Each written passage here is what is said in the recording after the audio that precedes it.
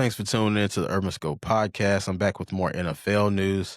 Now, recently, there have been talks centered around Patrick Mahomes and his play, opposed to just the Chiefs' display, about especially with their recent loss in the 28-21 loss to the Buffalo Bills this past week or so ago, because they had a bye this week.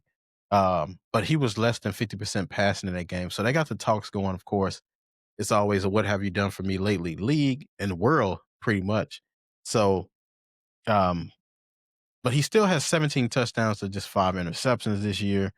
Uh, but there has been lately shown chinks in the armor, because when you think about Mahomes right now, he would have probably been around like 20-2 or maybe 17-1, somewhere around there. But there has been a lot of slippage that people have been talking about, and I want to address some of those.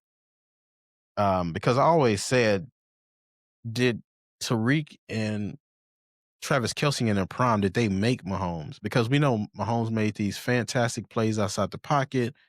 He had escapability, and he still has escapability, and he was able to make these fantastic throws. But these players were able to get open. These players are in their prime. It made it a lot easier if Tyreek Hill is creating 10 yards of separation against these players. It makes it a lot easier. So, not saying that it's easy, but it makes it a lot easier. So, that is what the talk is around, because Kelsey is obviously in a decline from what he was. He's taken a lot of hits, and he's been through a lot of play. He has a lot of mileage now. He has a lot of off the field obligations now. He's has a lot of media around him and stuff like that. So it's a lot different now. A lot of stuff for him to be able to balance in his life. So I don't think his mind is in the right place. So that could be a contributions to why they're not playing well. Um, but they still been consistently winning games and Super Bowls. But this year, if the playoffs started today, they wouldn't be in the playoffs. But I do think they'll make the playoffs. But I think there has been slippage in Mahomes' game.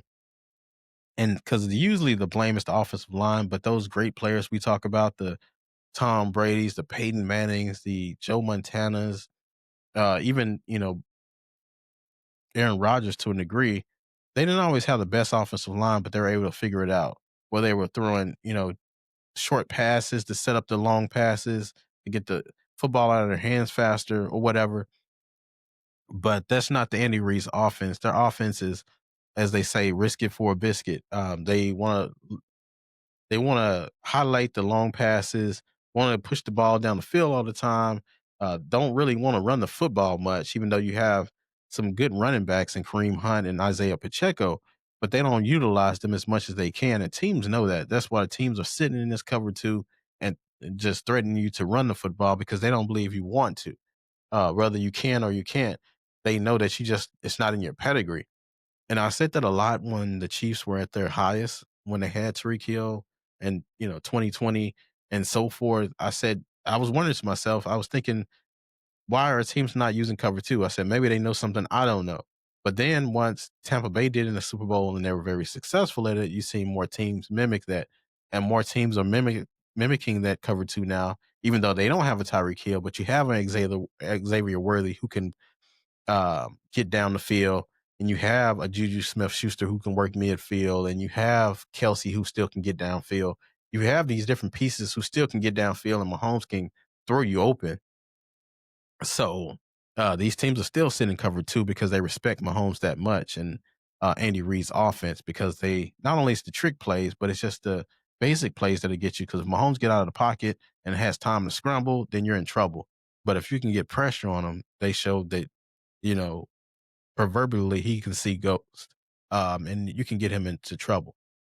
So that's what a lot of teams are doing, and they're not really figuring it out. But I think Mahomes is playing off pure athleticism, and Belichick, Bill Belichick really showed him that you have to be a student of the game, because Tom Brady learned that as well, being right next to Bill Belichick for all of those, well, couple decades actually. he was able to learn you have to be a student of the game because player teams will figure you out if you're just playing off athleticism. And Tom Brady, unfortunately, never had athleticism, so he had to learn early to learn film studies and learn defenses. Now, Patrick Mahomes admitted that he didn't learn defenses until he played Belichick, and he had to learn these different things. He had to learn about where the safety was and where the coverage is going and different things like that. So he needs to be more of a student of a game this year because he doesn't have a team that he can rely on pure athleticism anymore. He needs to figure out how to get the football out faster, how to read the defenses, audibles, and all these different things.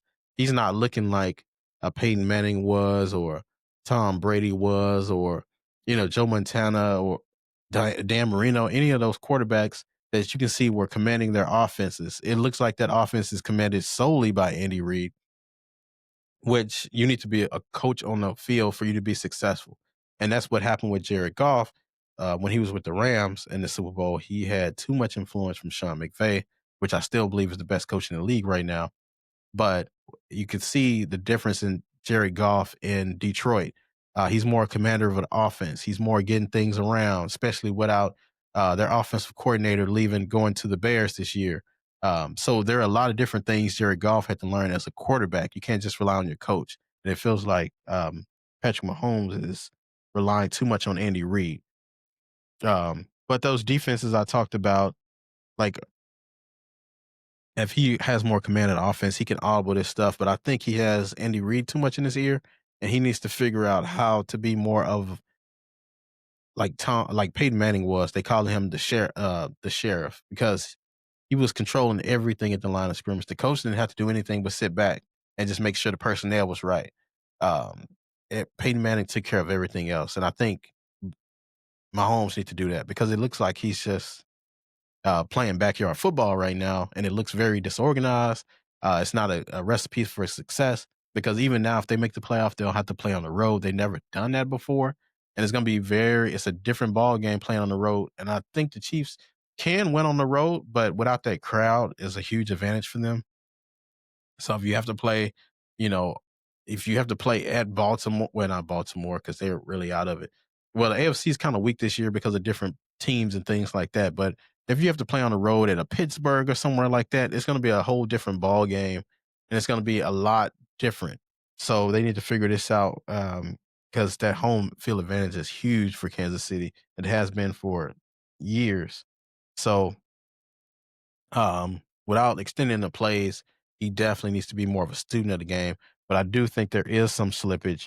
I don't think he's done just yet, but I think he is a little overrated compared to the start of his career because he had all that talent around him and he had more uh, teams that didn't have much film on him. So I think he is a little overrated now. So tell me what your thoughts are about Mahomes' play right now. And until next time, I'll see you next time.